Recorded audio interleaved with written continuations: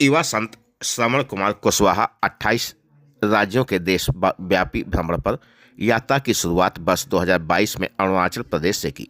कई राज्यों का भ्रमण करने के बाद आज पहुंचे श्रावस्ती, जहां पर लोगों ने फूल मालाओं से किया भव्य स्वागत। संत ने बताया, भारतीय संस्कृत पर एक पुस्तक लिख रहे हैं। वर्ष 2013 से कक्षा 9 के दौरान स्कूल टूर से मिली थी देश भ्रमण की प्रेरणा।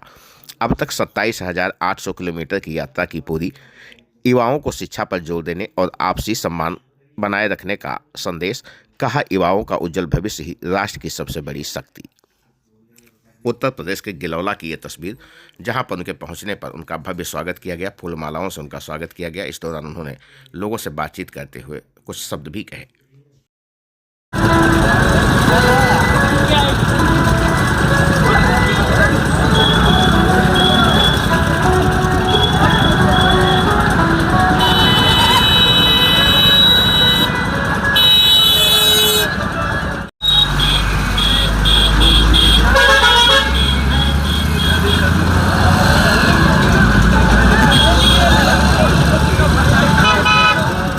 महाराज जी, आपका क्या शुभ नाम पड़ेगा? नमस्कार, मेरा नाम है श्रवण कुमार कुशवाहा।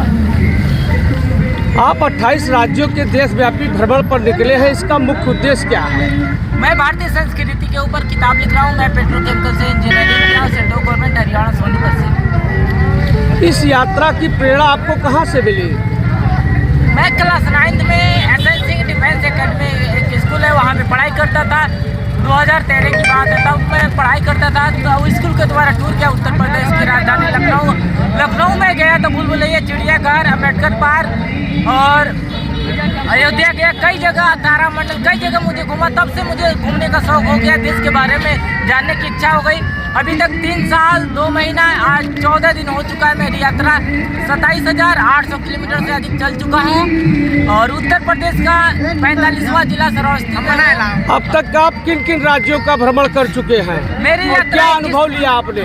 मेरी यात्रा 21 अक्टूबर 2022 से स्टार्ट हुआ। नॉर्थ ईस्ट, अरुणाचल प्रदेश, नागालैंड, मणिपुर, मिजोरम, त्रिपुरा, मेघालय, असम, सिक्किम, बंगाल, बिहार, झारखंड, उड़ीसा, छत्तीसगढ़, आंध्रा, तेलंगाना, कर्नाटका, तमिलनाडु, केरला से कर्नाटका से गोवा, से महाराष्ट्र से गुजरात से मध्य प्रदेश से राजस्थान से पंजाब से जम्मू कश्मीर से लद्दाख से हिमाचल से चंडीगढ़ से हरियाणा से फिर हिमाचल से उत्तराखंड से उत्तर प्रदेश में मैं पीलीभीत, बरेली, बदायूं, रामपुर, संबल, अमरोहा, मुरादाबाद, मुजफ्फरनगर, बिजनौर, सहारन, शामली, बागपत, मेरठ, हापुड़, गाजियाबाद के बाद दिल्ली के बाद गौतमबुद्ध नगर, बुलंदशहर, अलीगढ़ के बाद हाथरस के बाद मथुरा के बाद आगरा के बाद फिरोजाबाद के बाद एटा के बाद कासगंज के बाद फिर एटा के बाद फरुखाबाद के बाद कन्नौज के बाद मैनपुरी के बाद इटावा के बाद औरैया के बाद जलौन के बाद झांसी के बाद ललितपुर के बाद टीकमगढ़ के बाद छतरपुर के बाद महोबा के बाद हमीरपुर के बाद मैं कानपुर नगर, फिर कानपुर देहात, फिर कानपुर नगर के बाद उन्नाव के बाद लखनऊ के बाद हरदोई के बाद शाहजहांपुर के बाद सीतापुर के बाद लखीमपुर खेरी से मैं बहराइच से श्रावस्ती में हूँ। अभी 31 जिला बच रहा है मुझे कंप्लीट। महाराज जी, आज का युवा किन सबसे बड़ी चुनौतियों से जूझ रहा है और आप क्या युवाओं को संदेश देना चाहेंगे? मैं युवाओं से यही कहना चाहता हूँ, ज़्यादा से ज़्यादा पढ़ाई लिखाई करना चाहिए, एक दूसरे को सम्मान करना चाहिए।